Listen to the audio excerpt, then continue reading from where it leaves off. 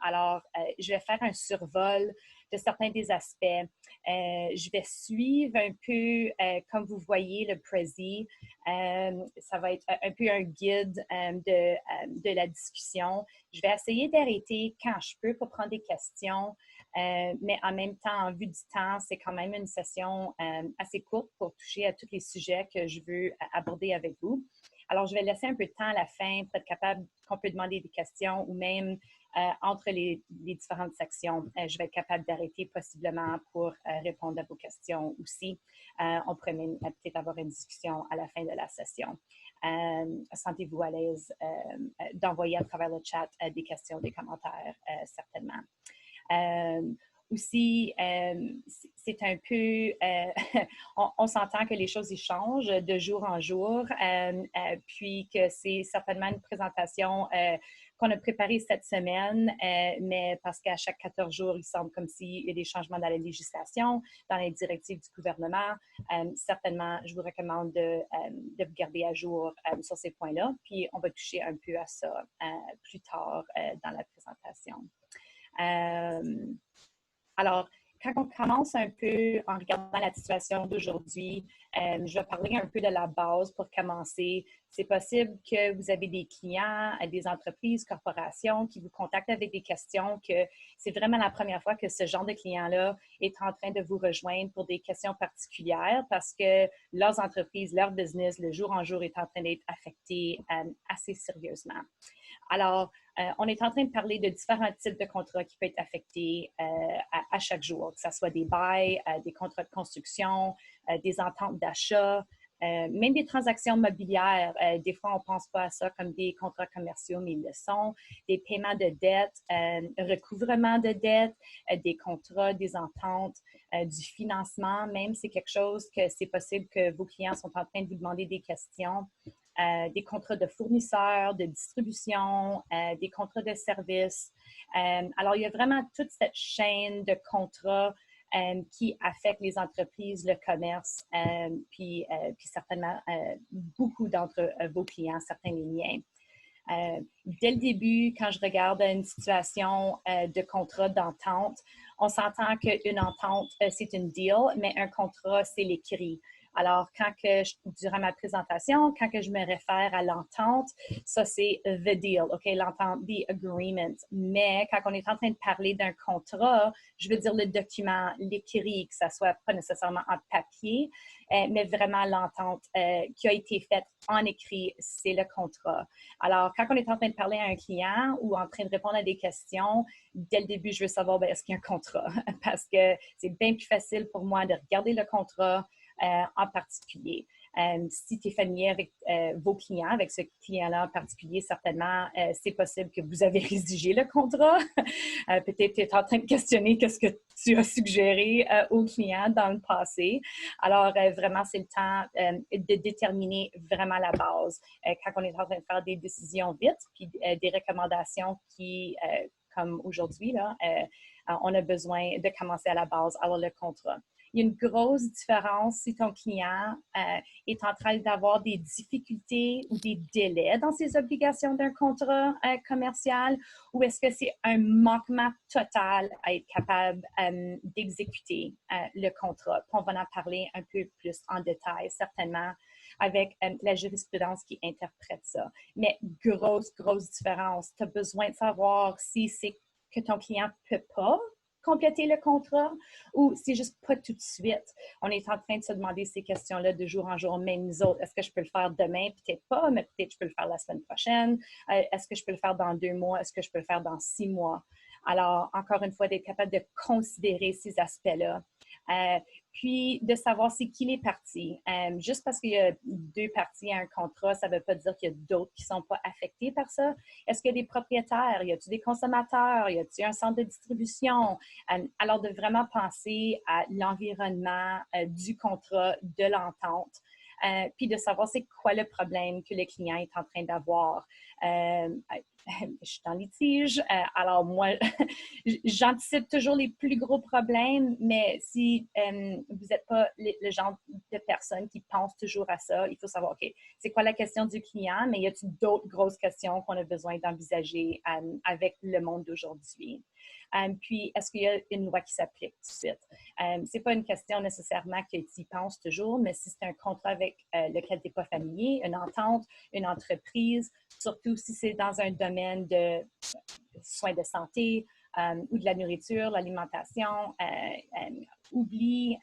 Puis, comme vous savez, probablement, je pratique dans le domaine de la construction. Notre cabinet fait beaucoup de travail dans le domaine du commerce, de la construction.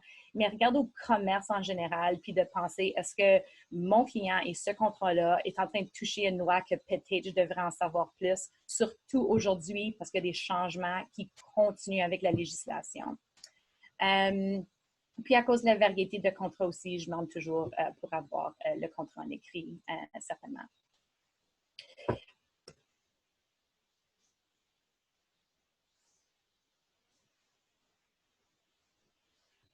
Alors, on a le contrat est arrivé, tu es capable de lire le contrat, évidemment, puis quand on interprète un contrat, puis encore une fois, je veux juste toucher un peu à la base parce qu'il faut vraiment penser à ça, ça affecte les interprétations des clauses commerciales, économiques, surtout les clauses force majeure que je vais discuter un peu plus tard. Alors, quand on interprète le contrat, on a besoin de déterminer les intentions des parties, qui sont les parties, mais l'intention au moment que le contrat a commencé, que l'entente a commencé. Alors, ce n'est pas aujourd'hui, puis l'intention aujourd'hui, mais c'est dans le temps. Il faut regarder les mots exacts du contrat, évidemment, puis à la lumière du contrat en entier. Il faut faire attention quand on prend une interprétation littérale parce que ça a besoin d'avoir un résultat réaliste, pratique, quand on regarde à l'interprétation du contrat. Alors, surtout si c'est une clause que tu n'es pas familière, le client n'est pas familier, c'est le temps de retourner à la base pour l'interprétation parce que ça va aider à trouver des solutions pour ton client. Alors, on retourne encore une fois à la base Consolidated Bathurst, Mutual Boiler. De même, une interprétation qui va à l'encontre des intentions des parties du but pour lequel elles ont à l'origine conclu une opération commerciale doit être écartée en faveur d'une interprétation de la police qui favorise un résultat commercial raisonnable. Encore, oui, le contrat prime, oui, les mots du contrat prime, mais il faut quand même qu'on soit un petit peu plus pratico-pratique.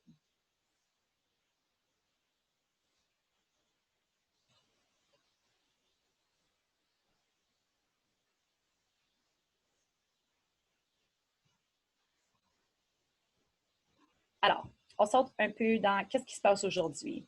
Alors, c'est bien hot maintenant, force majeure, on va parler de tout ça. Il faut comprendre que des clauses de force majeure, c'est juste des termes d'un contrat. C'est juste une clause contractuelle, évidemment, une clause économique, c'est commercial. C'est quelque chose qu'on peut décider d'inclure ou de ne pas inclure, de négocier dans un contrat comme toutes les autres clauses. OK? C'est pas plus fancy que ça.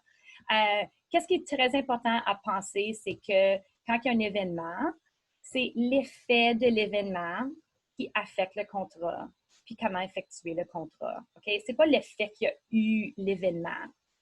Ça n'a rien à faire avec ça. Il faut commencer à penser, c'est qu'est-ce que ça a fait au contrat, qu'est-ce que ça a fait aux parties, comment est-ce qu'on ne peut pas exécuter le contrat ou pourquoi il y a des délais. Il faut aussi prendre, puis penser, il y a une différence entre pas être capable d'exécuter le contrat, donc frustration, la frustration d'un contrat, cette doctrine-là, puis la clause de force majeure. C'est pas la même chose. On va passer un peu de la jurisprudence qui démontre la différence, la Cour qui interprète une clause commerciale, économique et qui dit, OK, non, ça s'applique pas, mais il y a quand même une frustration du contrat. Il y a quand même une incapacité d'être capable d'exécuter le contrat. Alors, dès le début, quand on regarde, puis je vais donner des exemples de force majeure parce qu'évidemment, les gens sont intéressés à en entendre parler, mais la même interprétation, les mêmes étapes, la même façon d'analyser s'applique à toutes les autres clauses commerciales. Alors, oui, j'utilise force majeure comme un exemple, mais pensez que quand il y a une obligation de ton client, le client ne peut pas rencontrer ces obligations-là, ça ne fait rien si c'est force majeure ou non, il faut quand même passer à travers la même instance, les mêmes questions, puis passer à travers de cette analyse-là.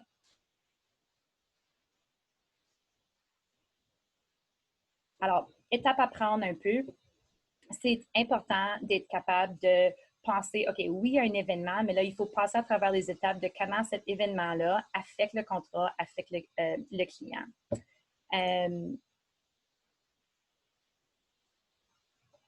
La première question, c'est faut que tu identifies l'événement. Puis il faut que tu identifies l'événement parce que dans une clause de force majeure, puis on va voir des exemples, il y a des définitions. Quelquefois, il y a seulement 2, 3 exemples d'un événement qui peut être une force majeure. Force majeure, acte de Dieu, vous allez voir aussi dans certains contrats. Alors, c'est important de savoir, OK, bien, est-ce que oui, c'est un événement de force majeure? Alors, on considère que, est-ce que le contrat énumère cet exemple spécifique? Est-ce que c'est la maladie, la pandémie, l'épidémie, l'isolement, la quarantaine? Alors, c'est possible qu'un contrat, en effet, identifie cet événement comme une force majeure dans le contrat. Alors, ta première étape, c'est de voir si, en effet, l'événement ici s'applique à la force, la façon que le contrat est écrit. La situation actuelle, ça peut être plusieurs circonstances, plusieurs descriptions. On va voir qu'il n'y a pas beaucoup de jurisprudence au sujet du vocabulaire utilisé. Alors, pense pas que tu vas en trouver 75. Il y en a peut-être quelques-unes. Je vais en toucher quelques-unes aujourd'hui, pas trop. Il y en a d'autres, mais pense pas que c'est une liste où tu peux être capable de regarder pour une meilleure interprétation ou regarder pour du vocabulaire. Sont rares. On est chanceux. C'est une situation de fait rare et nouvelle, oui, mais il y en a de la jurisprudence qui a quand même analysé ces clauses-là. Puis aussi, il y a une interprétation large, comme de raison, qu'on peut trouver dans certaines des descriptions. Encore une fois, on en voit quelques-unes. Mais c'est vraiment important de considérer les attentes des parties dans le temps qu'ils ont rédigé le contrat. Ils ont négocié ça, ils ont inclus des clauses pour une raison. Si c'est spécifique pour une raison. Si c'est très large, peut-être c'était large pour une raison. Il faut vraiment se retourner à regarder à ça. Aussi, quelles sont les obligations d'un avis? Alors, je ne parle pas juste de force majeure, mais dans les contrats commerciaux, encore des bails, n'importe quoi, des ententes. Des fois, il y a eu les 2 parties ou les 4 parties se sont mis ensemble et ont dit, regarde là, s'il y a quelque chose qui arrive à B ou C, on a besoin de s'envoyer un avis, j'ai besoin de le savoir, on a besoin de mitiger. Mais s'il y a une obligation de donner un avis dans une entente, il faut vraiment prendre attention parce que c'est possible que les droits de votre client vont totalement être ignorés si l'avis n'a pas été donné. Puis, ça va aussi faire un délai pour les étapes de mitiger aussi les dommages. Alors, l'avis à fournir en cas de force majeure, d'habitude, il y a une prescription pour ça. Certains contrats nécessitent que ça soit d'une partie à une autre. Puis, souvent dans un délai raisonnable possiblement, ou dans un délai prescrit. Puis si c'est un délai prescrit, c'est bien important de savoir ça. Aussi, si c'est non seulement un délai prescrit, mais une méthode prescrite ou une forme prescrite, très important aussi de se familiariser avec ça le plus tôt possible pour être capable d'être préparé pour bien livrer l'avis. Si l'avis n'est pas bien livré, c'est possible que on recommence dès le début, il faut livrer un autre avis de la propre forme. Alors, la méthode, est-ce que c'est par fax, par courriel? Comment est-ce qu'on va, quand je dis méthode, je veux dire vraiment le moyen. Puis, la forme, alors c'est quoi le contenu? Est-ce que ça a été décidé soit dans le contrat ou une entente entre les parties? Il faut tenir compte que du moment où on a eu l'événement, OK? Du moment où les circonstances ont affecté les conséquences, l'effet du contrat, c'est possible que ton délai n'est pas le moment que ton client a su que c'était un problème, mais c'est possible que tes délais commencent plus tôt. Alors, est-ce que c'est quand le gouvernement a cessé les travaux? Est-ce que c'est quand le gouvernement a limité les gens? Est-ce que c'est quand il y a eu un règlement au sujet de soins et santé? Alors, il faut aussi penser quand on vient à, c'est pas juste que ton client a pensé à cette idée-là, c'est possible que ton délai d'avis est avant. Il faut penser à l'événement comme tel. Aussi, quand on est en train de regarder l'impact sur la réalisation de contrats. OK, oui, on est en situation d'urgence, je comprends ça. Mais si le contracteur, l'employé, le distributeur est encore capable de réaliser le contrat, puis il n'y a pas une vraie conséquence aux obligations qui sont capables de rencontrer ces obligations-là. Il faut vraiment penser puis déterminer c'est quoi le standard de rencontrer ces obligations-là, puis est-ce qu'il y a vraiment un problème? Est-ce que c'est juste pas aussi bien que le client veut? Alors, c'est quelque chose à penser un peu que le test de force majeure n'est pas vraiment établi. OK, ben tu peux pas faire 100% de tes responsabilités. Il faut penser un peu à une gamme de est-ce qu'il y a vraiment eu un impact sur la réalisation du contrat, puis à quel point est-ce que l'impact affecte ce contrat-là. Aussi, quand je dis mitiger, les mesures pour atténuer l'impact. En vue de clause commerciale et surtout force majeure, on a une obligation pour atténuer l'impact. C'est sous-entendu que tu as besoin de mitiger non seulement les dommages-intérêts, mais l'impact sur l'opération du contrat de l'entente. Alors, assurer que les clients sont capables de prendre ces mesures-là nécessaires. Quelles sont les mesures? Est-ce qu'ils ont fait une étude de ces mesures-là? On va voir des exemples dans la jurisprudence qui démontrent que la Cour pointe des options qui étaient assez évidentes, puis pour des raisons financières. Encore une fois, des raisons financières, les parties ont décidé de ne pas mitiger et pas atténuer l'impact parce que ce n'était pas à leur avantage de profit ou à leur avantage de l'entente commerciale. Ce n'est pas une bonne raison. Tu es une partie à un contrat, tu es décidé de suivre certaines clauses comme une force majeure, tu as une obligation de mitiger, une obligation d'atténuer l'impact sur le contrat. Une partie aussi de ces mesures-là, c'est d'être capable de communiquer avec les parties qui vont être affectées, soit par un délai, soit par le bris du contrat, ou soit par le fait qu'on s'est fié sur la clause. Alors, qu'est-ce qui se passe à la fin? Alors, qu'est-ce qui se passe une fois qu'on se fie sur la clause?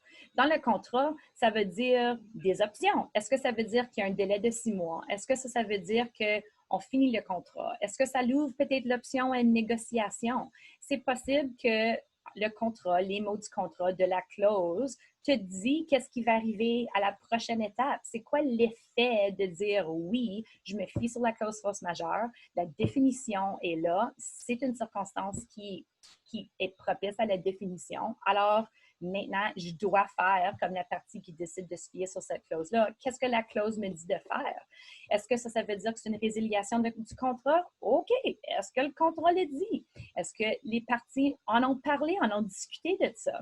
Alors, c'est pas juste, OK, yay, force majeure, c'est qu'est-ce qui se passe après. Puis c'est très important que le client comprenne les conséquences de ça parce que c'est possible que le client ne veut pas résilier le contrat. C'est possible que le client préfère avoir un délai de ses obligations. Peut-être que ça va coûter plus cher, mais peut-être qu'il préfère que ça coûte plus cher pour 1 an ou 2 ans que de résilier un contrat de 10 ans, de 15 ans. Alors, il faut penser un peu au contexte de qu'est-ce qui arrive si la clause s'applique, puis est-ce que les parties veulent vraiment se fier sur cette clause-là. Qu'est-ce que ça veut dire pour vous autres? Soyez prêts à recommander des négociations.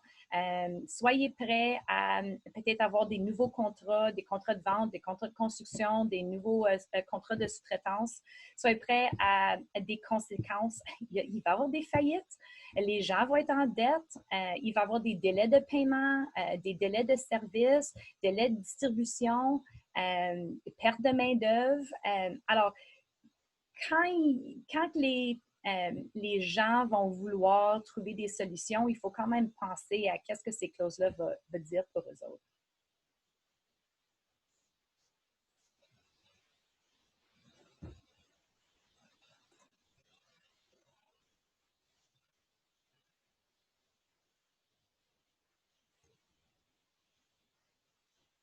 OK.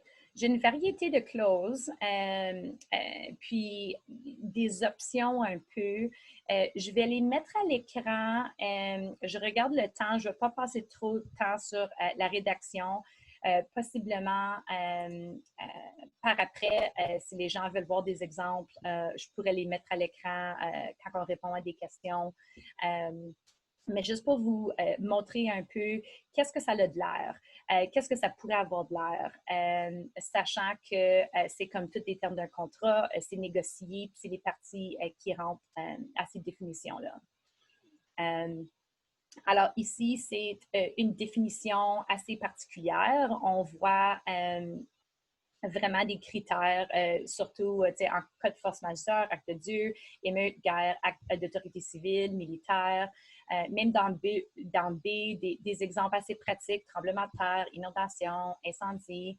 Alors, celui-ci est un exemple quand même assez pratique.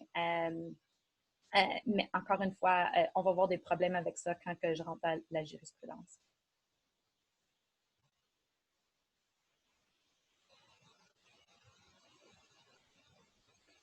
Alors, ici, encore une fois, définition un peu différente. On est en train de dire tout acte ou événement qui empêche une partie d'accomplir ou interfère avec l'exécution par une partie de ses obligations en vertu des documents contractuels. C'est un tel acte ou événement hors du contrôle raisonnable de et on continue. Alors, ici, une définition qui dit empêche d'accomplir ou interfère. Alors, on a considéré des options. Alors, cette gamme-là est un peu plus large dans cette définition-là. Alors, c'est du vocabulaire qu'on veut prendre attention quand on est en train de regarder ces clauses-là en particulier.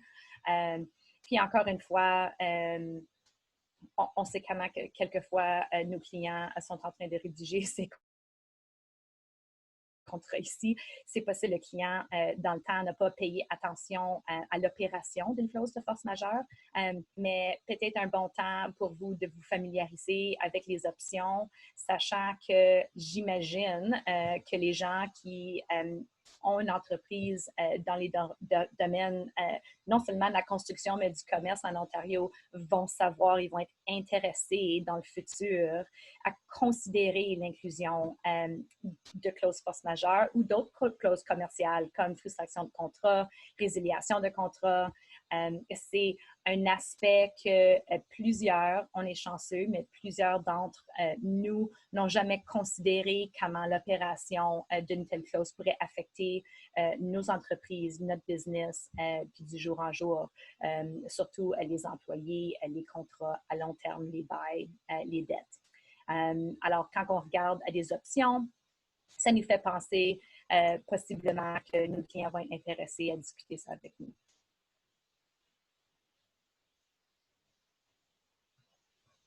Celle-ci, encore une fois, différente, mais beaucoup du même contenu.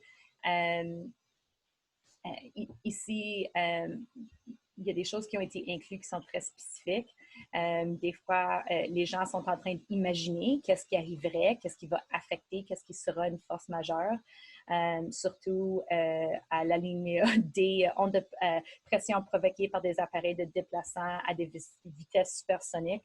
Je me dis, OK, c'est bien intéressant, mais il y a quelqu'un qui a pensé à ça, puis il y a un avocat qui a rédigé ça, puis qui a rentré ça là-dedans. Alors, c'est des choses un peu intéressantes une fois quand on regarde à la rédaction de contrat, mais ces parties-là vont être bien protégées dans cette situation-là, il me semble.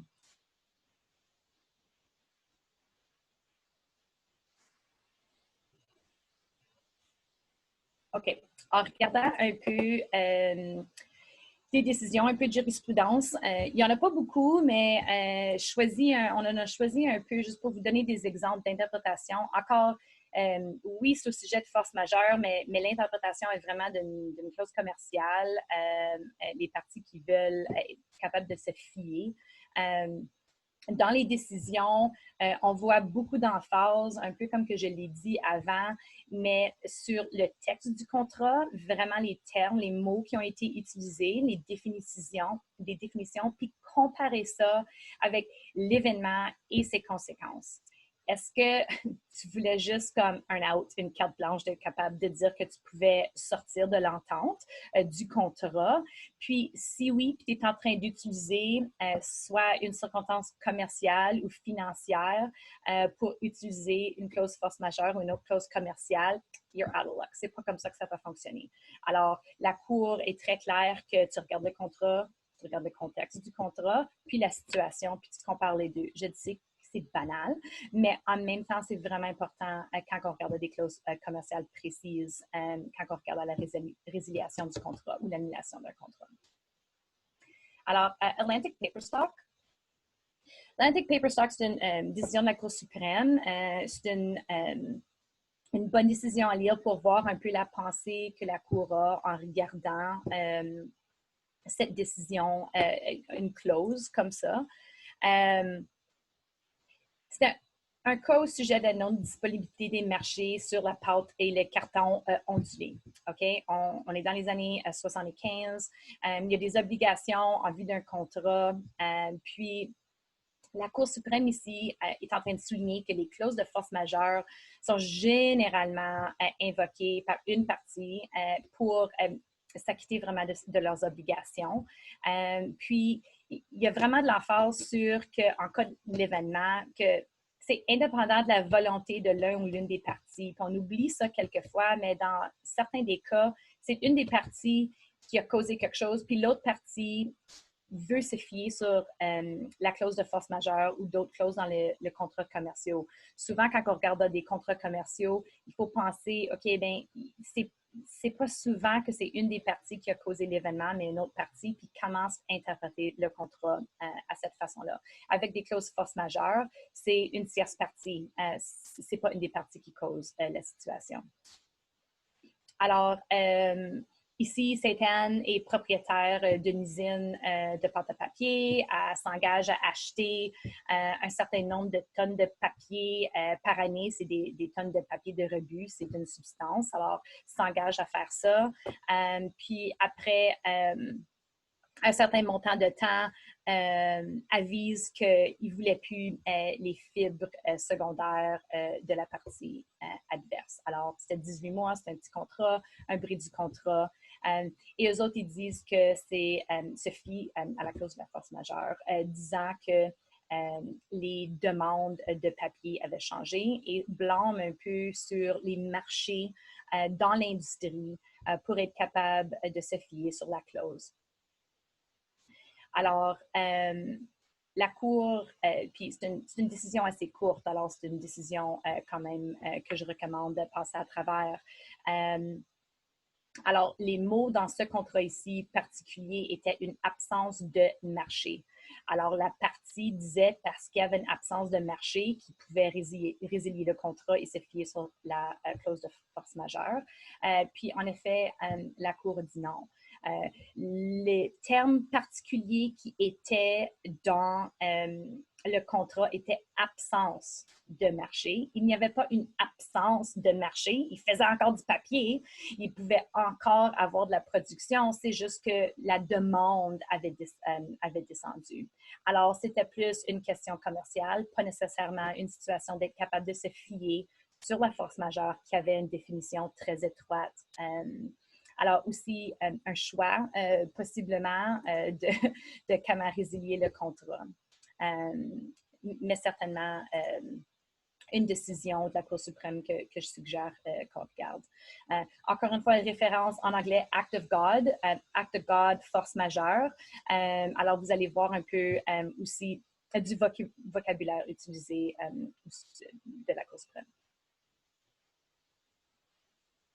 Il faut aussi penser aux contrats inexécutables. Alors, la doctrine de la frustration de contrat, so frustration of contract. Il faut penser qu'il y a des choses qui arrivent que ce n'est pas nécessairement apte à se fier à la force majeure, mais que c'est en effet la frustration du contrat. On pourrait en parler pour toute une heure seulement sur la frustration du contrat, mais il faut vraiment penser quand on regarde à cette situation ici, puis on dit qu'est-ce qui se passe? Est-ce que c'est vraiment impossible à faire nos obligations dans le contrat? Puis vraiment, il y a l'événement particulier qui est arrivé, puis il y a une série de points qu'on doit considérer quand on est en train de considérer cette doctrine d'inexécutabilité du contrat. Donc, j'en passe pas trop, on va toucher quelques autres décisions, mais l'événement survenant doit répondre à des critères. Alors, pour invoquer cette doctrine-là, l'événement doit avoir lieu après la formation du contrat, OK? Puis ça doit être imprévu. Puis ça doit être imprévu de sorte que les parties du contrat, il n'aurait pas pu envisager que ça l'arrive. OK. Alors là, tu essaies de comparer force majeure avec frustration de contrat. Si ça a été envisagé, puis ça a été rédigé, négocié, puis c'est inclus dans une force majeure, ça ne fait pas partie d'une réclamation pour une frustration de contrat. Parce que si ça a été envisagé puis écrit dans le contrat, évidemment, les gens ont pensé à ça. Alors, il y a des décisions de la Cour qui démontrent que les parties, s'ils avaient rédigé une clause de la force majeure, avaient évidemment pensé à cet événement-là. Alors, on ne peut pas se fier sur la doctrine de frustration dans ces circonstances-là. Il y a une différence. Alors, je pense que c'est important de faire le point. Aussi, tu ne peux pas faire en sorte que l'exécution du contrat devient une chose radicalement différente de ce que l'entreprise avait envisagé. Alors ça, c'est une frustration d'un contrat. Tu ne peux pas exécuter quelque chose que tu n'avais pas pensé faire. Alors, aussi, il faut penser que ce n'est pas suffisant que l'événement rend l'exécution difficile ou plus coûteuse non plus, ou plus onéreux, ou élimine des avantages, soit commerciaux ou de profit. Ce n'est pas une raison pour ne pas rencontrer des obligations. Puis aussi, ça a besoin d'être permanent pour que ça soit une frustration. Alors, il faut que ça soit quelque chose qui interfère avec les obligations, mais d'une façon permanente. Puis, encore une fois, c'est très important quand on est en train de regarder à des recommandations à nos clients dans ces situations-là. Le changement pour être capable de se fier à la doctrine de frustration puis la frustration d'un contrat, c'est que le changement doit vraiment affecter totalement la nature, la signification, le but, l'effet, les conséquences du contrat. C'est pas seulement certains des aspects, c'est vraiment tout le contrat en entier. Alors, c'est un peu la différence. Si tu n'as pas de force majeure, une clause de force majeure dans ton contrat ou d'autres termes de résiliation, clause de résiliation dans le contrat qui s'applique, alors peut-être être capable d'alléguer une frustration de contrat, c'est quelque chose qui est une option pour les parties au contrat. Encore une fois, la même chose pour la frustration pour le contrat. C'est s'il y a des obligations d'avis, des obligations de communication avec des parties, très important aussi de penser à ça.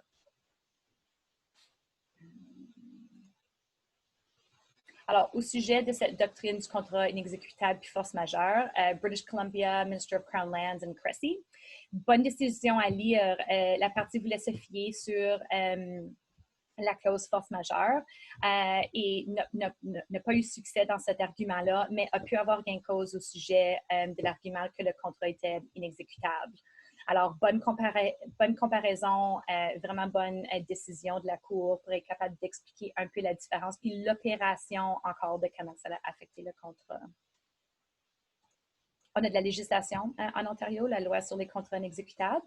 Alors, si vous n'êtes pas familier avec ça, aussi regardez à la législation, pensez comment ça affecte le contrat, comment ça affecte le parti. Ça ne s'affecte pas à des contrats d'assurance, mais quand même, c'est une législation courte qu'on devrait passer du temps.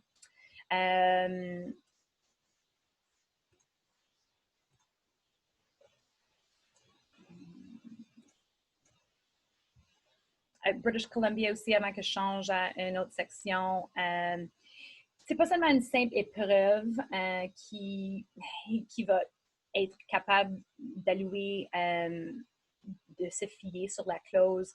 Ici, c'était une question de zonage. Cressy avait acheté un terrain nord de Vancouver. On peut s'imaginer la valeur de ce terrain en ce moment.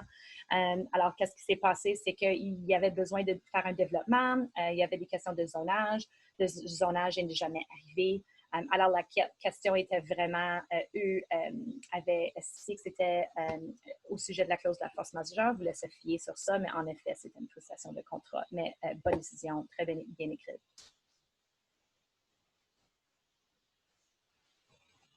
Encore quelques pour Peter Quicksons, si vous regardez un peu Cour suprême pour qu'on a inexécutable, c'est des décisions qui touchent à ça.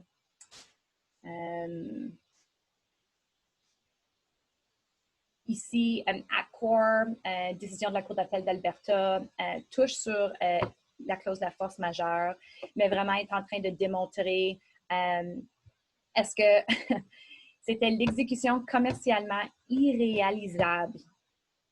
Puis c'est un concept qui sont en train de pousser un peu, c'était vraiment commercialement pratique ou non de le faire, puis vraiment mettre beaucoup d'emphase sur l'obligation de mitiger les dommages et intérêts, tellement, tellement important pour des clients qui sont partis à des contrats commerciaux.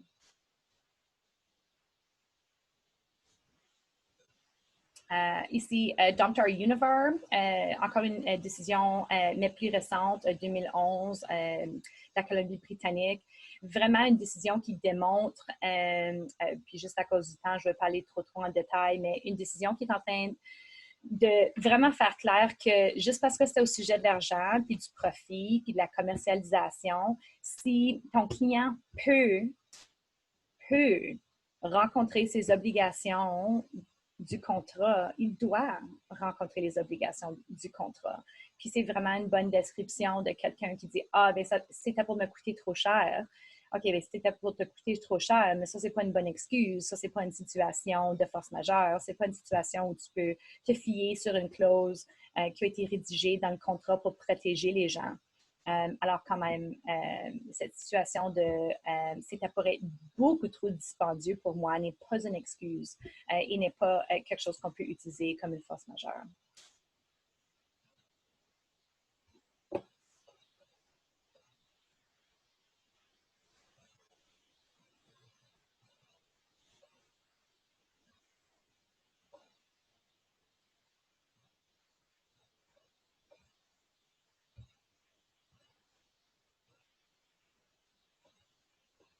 Les délais. Alors, encore une fois, c'est un autre sujet qu'on pourrait passer vraiment comme toute une heure au sujet des délais, des contrats de délai, des cas de délai, dommages-intérêts, comment on calcule ça, évaluation, expert. C'est vraiment un domaine, puis tout un domaine de pratique pour beaucoup d'experts, surtout dans le domaine de la construction, mais au commerce aussi, l'évaluation, la valeur de propriété, d'entente, goodwill, toutes les évaluations de propriété puis d'entreprise. Alors, quand on est en train de regarder une interprétation d'une situation, une situation d'urgence, une situation qui peut être digne de délai, surtout dans la situation d'aujourd'hui, c'est une des clauses que tu vas dès le début parce que la majorité du temps, les parties ont entré dans une entente parce qu'ils veulent exécuter l'entente, ils veulent qu'il y ait soit ce transfert d'argent ou ce transfert de biens ou cette distribution de biens, puis souvent, ça fait partie d'une chaîne, surtout avec la consommation de produits en Ontario. Alors, c'est important de dire, OK, mais comment est-ce qu'on peut continuer l'opération du contrat? Puis, c'est deux exemples, là, un peu comme que je vous ai montré auparavant, mais des raisons pourquoi il y a des délais, mais certainement, il y a d'habitude des pages, puis des pages de qu'est-ce qui arrive s'il y a un délai, qui paye pour les délais, qui paye pour les coûts des délais, qu'est-ce qui se passe avec ça? Si ce n'est pas dans le contrat, peut-être il y a eu une entente. Peut-être il y a 53 courriels entre les parties de discuter « Oh my God, on va être en retard, qu'est-ce qui se passe? » Puis qu'est-ce qui arrive avec ça? Je vais te donner une petite anecdote de délai qui est un peu niaiseuse, mais comme beaucoup d'entre nous, je suis en train de commander du vin qui est livré à la maison. Alors, je communique avec une vignoble, je choisis il y avait une vente, je ne peux pas dire non à ça. Alors, je commande une caisse de vin. Je reçois un appel téléphonique bien fin de la petite madame. Ah, merci beaucoup, blablabla, bla, bla, mais je ne peux pas vous envoyer votre caisse de vin. Ah, OK, pourquoi pas? On n'a pas les étiquettes. Qu'est-ce que ça veut dire? On est en pénurie d'étiquettes pour les bouteilles de vin. Ah, je dis, ben, envoie-moi ça sans les étiquettes, là, je n'ai pas besoin des étiquettes. Non, non, non, mais madame, on n'a pas le droit, il y a de la réglementation, on n'a pas le droit de vous donner ça, c'est breuvage alcoolisé, blablabla, bla, bla, bla. Quand même, avec tous mes pouvoirs de négociation, ils m'ont envoyé une autre caisse de vin. Inquiétez-vous pas, j'ai eu du vin. Mais c'était un exemple de eux, la distribution. Il y avait un contrat de recevoir, les étiquettes, c'était des étiquettes de je ne sais pas trop quoi, mais il n'y avait plus d'étiquettes, pas capable de vendre le vin à cause des étiquettes. Oui, il y avait de la législation qui affectait. Il était pour avoir un délai pour eux de recevoir les étiquettes, pour les mettre sur les bouteilles, pour être capable d'être au marché. Puis ça, c'était juste entre moi et eux. Mais dans les temps normaux, il y aurait eu peut-être une distribution, peut-être quelqu'un d'autre, peut-être un restaurant. Alors, c'est juste un exemple pratique un peu de, il y a des délais, ça va arriver, comment est-ce qu'on va faire ça, mais il y a de l'interruption dans la livraison de services, qui est quelque chose qu'on doit prendre attention.